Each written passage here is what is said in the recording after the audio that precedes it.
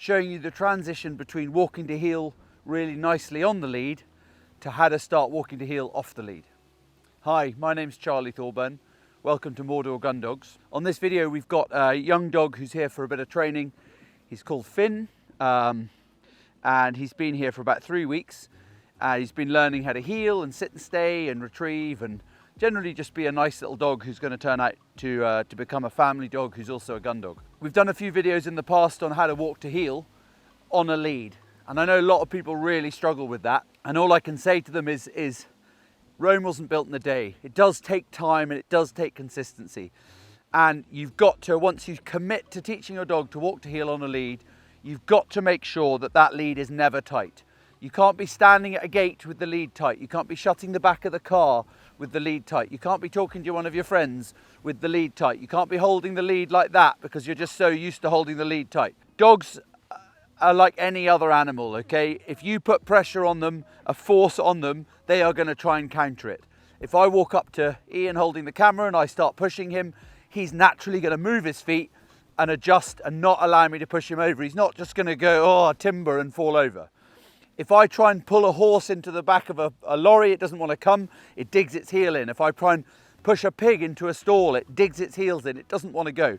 If you pull a dog, they put pressure on. The harder I pull, the more he's pulling back. So we've got to have this nice loose sensation all the time. I can't reiterate it enough, and we do have some heel videos which, you know, Ian will put a link in the top corner to those. But once we've been practicing and we've got a dog walking reasonably nicely to heel, then the next stage is to walk off the heel. And there's a few little tricks into how to do that. One of our little tricks of heel work in general is round these fields we've got these nice paths. You can see these sort of mown paths with long grass either side. It creates a sort of natural boundary, okay? Yes, any of these dogs can run into this long grass, and they will if you throw a ball, but kind of like us, you know, they'll especially the Labradors, the less kind of cover orientated dogs, but even the Spaniels, they will tend to stick in the sort of shorter, easier grass because it's easier to walk on. Sheep will follow the same path, deer will follow the same path, horses will follow each other along the same path, wolves in the snow will follow each other on the same path. It's a natural, again, another natural animal instinct. They will want to choose the path of least resistance, and that is the mown path. So we make these paths just a metre and a bit wide, and it enables us to encourage the dogs to stay next to us. If the path was 2 metres wide, then there's 2 metres worth of movement. Let me just correct him, eating grass, he's going to be sick, come here. 2 metres wide, then it's 2 metres worth of room for manoeuvre. So first of all, I'm just going to walk Finn up and down here, just to show you him walking on a nice loose lead. So Finn, heel. So we look at him, we get him to look at us, we say his name, and his name is just like us asking someone's attention. If I want Ian to speak to me, I say, Ian, and hopefully he looks at me and I ask his question. If I want the dog to pay attention to me, I say, when he's finished having a wee, I say, Finn. He looks at me, heel. As soon as he looks at me, I reward him with that word, heel. So if I walk slowly, he slows down. If I speed up, he speeds up. If I turn around, he turns around. Now every so often, you know, he's still young, he's still learning. Every so often, I have to give him a little tug and correct him. Finn, sit. And when I stop walking, I want him to sit. So we can see that, you know, that basic idea of him walking to heel. So the next thing I do, sit, is I take the lead and I put it around him with both ends in my fingers, okay? So I've still got the lead, I can still tug him, I can still correct him, but the lead is even looser because it's just not even attached to anymore. It can come off and just loop around him. Now, obviously, if you've got a dog that every time you go to take the lead off their head, they're like squirming to get out of it and they're ready to go, you're not ready. You're not ready for this yet. Don't run before you can walk, okay? Don't walk to heel off the lead until you can do it perfectly on the lead. Now, is Finn perfect? No, because I want him to make a few mistakes. I want him to make a few mistakes, hopefully today, so you can see. He's only been doing this for a few weeks, so it's limited. What he's very good at is eating grass, seemingly. Hey, hey. So I loop the lead around him, and then I walk off in exactly the same way. Finn, heel, in exactly the same way, with my nice loose lead, but ready to correct him if I need to. So the first thing I do is just get him used to walking like that, in exactly the same way as he was when he was on the lead. Sit. Finn, sit. If he doesn't sit, quick correction. He's very keen on eating the grass. Why do dogs eat grass? Why the hell not? Because they can. Lots of people have got lots of theories as to why they eat grass. Oh, they're missing something in their diet. I said it on another video. It's to do with the fact that when they were wild, you know, before we domesticated them, they would kill a ruminant and they would eat the semi-digested grass in the ruminant's stomach. The ruminant being the sheep, the cat, the deer, whatever it is they'd killed, their antelope, whatever they'd killed, they'd eat that semi-digested grass because they could digest it. The problem is they can't digest grass, but they eat it anyway because they feel like their body, they need it. It's just an old habit to die hard, okay? We give them a good diet, they've got everything they need, but just instinctively they still want to eat grass because that's what they've been doing for thousands of years. Heel. Now, when we're walking along, what we do next is we drop the bottom lead, okay? Heel. So we drop the bottom lead, so the lead is still looped over the dog's neck. Now I'm going to turn around and I'm going to show you that. Finn, Finn, come here. You can see that lead is just hanging down next to him, but he thinks he's still on the lead. At any point, if I feel like I'm losing control of him, I take the other end, I give him his tug, and I've got control of him again. Finn, Finn. But what I'm doing in slow motion, if I hold him there, is I'm dropping that part of the lead and I'm just leaving it looped over his back. So I keep hold of this end, I leave it looped over him so that he can still feel that lead on him. You can see he's sort of thinking of grabbing hold of the lead. But as far as he's concerned, I've not gone through the motions. Finn, sit. I've not gone through the motions of sitting him down, taking the lead off, as if to say, right, we're ready to go, okay? Because often that is a trigger for the dog's like, oh, I'm not on the lead anymore. So what I'm doing is by doing it like this, putting it around there, as we walk along, I feed it off them, and over the course of, say, 40 meters, I take it away completely, but while I'm walking. They don't actually see me do it, therefore they haven't got a chance to react. So what I'm going to do is I'm going to walk a bit further up there, and I'm going to walk towards Ian with the camera, and I'm going to show you this, and hopefully we can get a good shot of it, or a couple of shots of it, and maybe slow it down so you guys can really see what we're doing.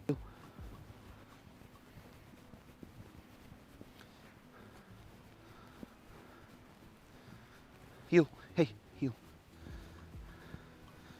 So as we're walking along, I drop the lead, it's still around his neck. He doesn't know it's not there. And we take it off. Sit. And we've got right back to the camera and the lead's not on and he probably hasn't even noticed. There's a few key things to this. When we slip the lead off him, finally, so we've trailed it over his back and we've taken it off, we're looking to walk 2-3 meters. The next time, 3 or 4 meters. The next time, 4 or 5 meters. The next time, 6 to 8 to 10 to 12 to so on and so forth. We're not looking to go, oh, the lead's off now, I'm going to walk all the way home. That's not reality. It's exactly the same as a sit and stay exercise. We sit the dog down, we walk a meter away, we go back to them, tell them we're a good dog. We move the dog, we do it again, we walk 1.5 meters. We then walk another 1.5 meters. We go a little bit further each time. We start moving around more and more and more, but we're doing this all over the course of weeks, not over the course of half an hour training session. We're not going to go from a dog who's pretty good on the lead to totally walking off the lead in a training session. This takes time, and this is the bit I guess people, you know, we get a few people saying, oh, it doesn't work, I've tried that. It does work. Been trying it for 25 years. It does work, I promise you. You just haven't been bloody trying hard enough. You need to do more, okay? Everyone's too quick to go, oh, that doesn't work. I want a quick Instagram instant fix. It doesn't work like that. You've got to do this repeatedly with success. Little steps of success always wins. I've said this before and I'll say it again. When you're training dogs, the tortoise always beats the hare, okay? Those who are like, oh, I'm going to try and get to the end of the field today. Not going to work. Dog's going to break. You've lost control of the dog. So we've got a few things we can do to help ourselves. The first one is we can use tennis ball just to gain his focus a little bit. Heel. Okay, we keep his focus, but we're not going to keep his focus, heel. We're not going to keep his focus on that ball very long if we don't throw it. We can't rely on him being glued to that tennis ball all the way down the field. It's not going to work. But it's a good way just to snap him out of eating the grass and get him to follow me. Now I'm looking at the dog's looking at me. It's exactly the same as teachers in a class. If he's looking over there or trying to eat the grass, he's not really paying attention to me. So I get his attention. Hey, hey, hey, come here. Good boy. And I keep engaging with him. Now this is not one of our, little sort of superstar homebred dogs that's got it right from day one. This is a dog that's come in for a bit of boarding school. He came in the middle of July. It's early August, so he's been here for maybe 3 weeks. I think he's going home in a few weeks' time. Finn. So it's just a short spell with us while his owners were on holiday. So he's still got that slightly kind of unreliable, I want to eat the grass, I want to sniff, I want to do other things. He's not got that total focus that we want, so I have to enhance that with a tennis ball. Okay, I pull it out of my pocket every so often, I put it back in, just enough to go, oh, there's the ball. Every so often I give him a retrieve, so I keep that fun and that, like, I might get a retrieve. If I throw it up in the air and I never give him one, he's going to lose interest. If I give him too many, he's going to lose interest. If I wind him up too much, he's going to get too hyper and just bounce around for the ball. So I've got to do enough that I keep him calm, but I keep him focused. That's the first trick. The second trick is your hand is now the lead, okay?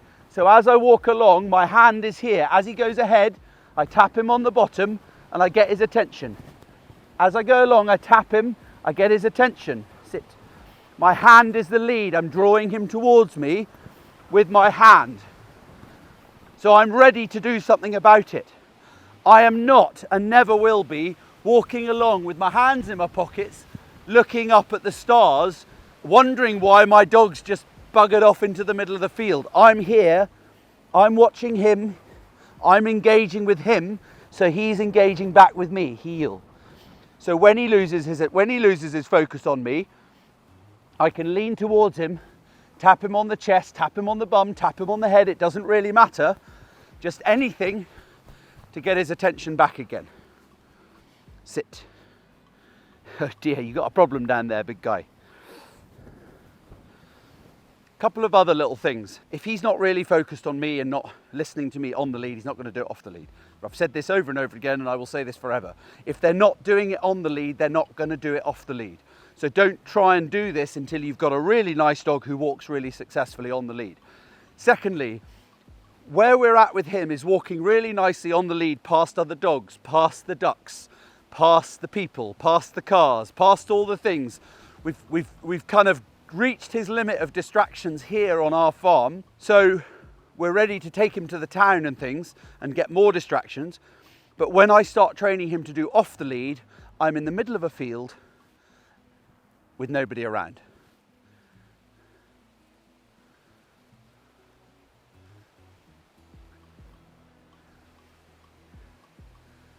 There is nobody here. Why do I want that? I want nobody here because I can't get him to do it when there's an army of dogs walking past, because he's just a baby and he's just learning.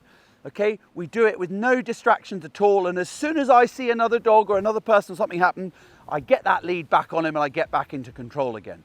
Or more to the point, I make sure I don't lose control, because our big thing is not how do we fix a problem, it's don't let the problem happen in the first place. We're walking along here, we see another dog coming, we get his attention, we pop his lead back on, and there isn't a problem because I've already done his heel training with other dogs around. I've already done his heel training in a field, in a town, in a park, wherever, with other dogs, but it's all on the lead. Now we're going through all those steps again, but off the lead. So we start quiet zone, a zone he knows, an area he knows, an area of low distraction, and then we build up his level of distraction until we feel like we've made good progress. So in a minute, we're going to go back up to the yard, and we're just going to try doing the next level up of distraction. So we're going to walk him to heel when there are other people around and there are other things going on, just to give you some clips of him getting it right, hopefully maybe getting it wrong, and us correcting him, just so you can get a vibe for what we're doing. And in the meantime, I'm going to walk him down the path to the gate, and I'm going to put him on the lead. I'm going to slip the lead off. I'm going to do this whole process again, because every time I start with him like this, so that I'm setting him up to succeed. Finn, heel.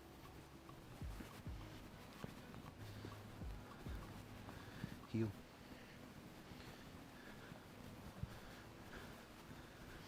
hey, hey. Another little thing, sit, that just thought about, sit, is just by walking along with your lead in your right hand, in your left hand, sorry, near him, fin, heel.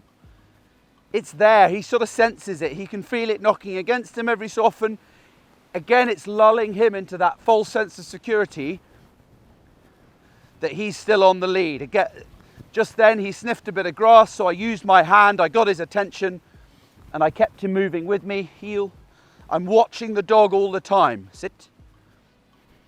I'm not looking at you, I'm not looking at where I'm going, I'm watching the dog, heel. So that I know the moment he gets it wrong, I'm there and I'm ready to do something about it. We might just go into a little trot. Sit. Because by running, we're just making it that little bit harder for him again. We've been out in this field for about 20 minutes. We've gone from walking to heel on the lead to the transition to off the lead, and now we're starting to make it more interesting for him. We've taken that edge off him. That edge of like when he comes into the field and he's like, oh, look, I'm in the field. If I tried to do off the lead straight away, I know I'd have a good chance of failing. But by just going through the motions and building him up, he's like, oh, I'm at heel, oh, I'm at heel, oh, I'm pretty relaxed, I'm at heel. So then we start making it more interesting. And that little run suddenly gave him he was on the tip of his toes again. He had a bit of a spring in his step. So I had to work a little harder just to keep him at heel. But also it's just varying it. It's making it harder for him. It's testing him a little bit, putting him through his paces. All the things that we would have already done on the lead with his heel work. Fin, heel.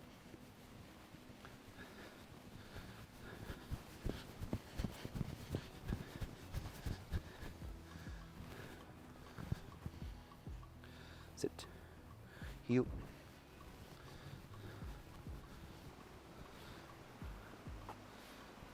So we're up at the yard, heel, heel. We're up nearer the kennels, heel. I'm keeping his focus. He's hearing other dogs. He's not as focused on me. Heel, hey, heel, heel, heel, heel, heel. Suddenly with another dog, heel, hey, hey, hey, hey, hey. Here, hey, hey. I'm having to work that much harder. Now what's this telling me? This is telling me he's not ready to deal with that other dog.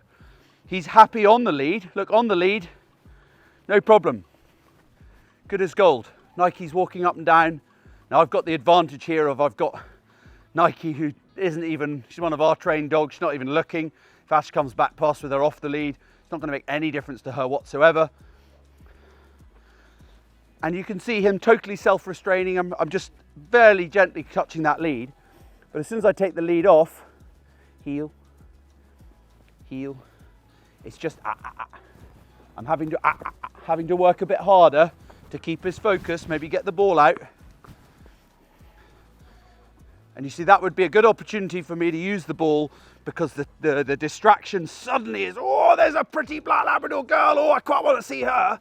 By pulling the ball out, I'm suddenly getting everything in my favour. I'm getting the tables of turns from me slightly on the front foot going, oh God, I'm going to lose him. I'm back to having calm control. But we can't rely on this all the time, okay? Because in a minute he's going to get bored of this if I don't throw it for him, and he's going to think, oh, Nike's a better option. So that's just a little example to show you where Finn is at in terms of the heeling. He did really well down there. There's no distractions. Come up here, the kennels, the noise, the another dog and Ash, like suddenly, oh, he's a bit more excited. So know your limits, push them to success, not to failure. Really important. We're going to success. We're pushing them every day to do a bit more and a bit harder, but we're not letting them fail. Because if he fails, the version of failure in this situation is he breaks from my heel, he goes over to Nike, he has a little play and he goes, oh, that was worth it. That was worth leaving heel to go and mess around. I enjoyed that. We don't want him to get that satisfaction and that enjoyment unless it's on our terms. If I say, off you go and have a play, that's great. But not until I say so. So we quit while we're still ahead. We get him to do some stuff for us. We let him to listen. We win, tick box, and we go home. And we try again tomorrow. Thanks for watching. And remember, you get out what you put in. Hope you're all enjoying the videos.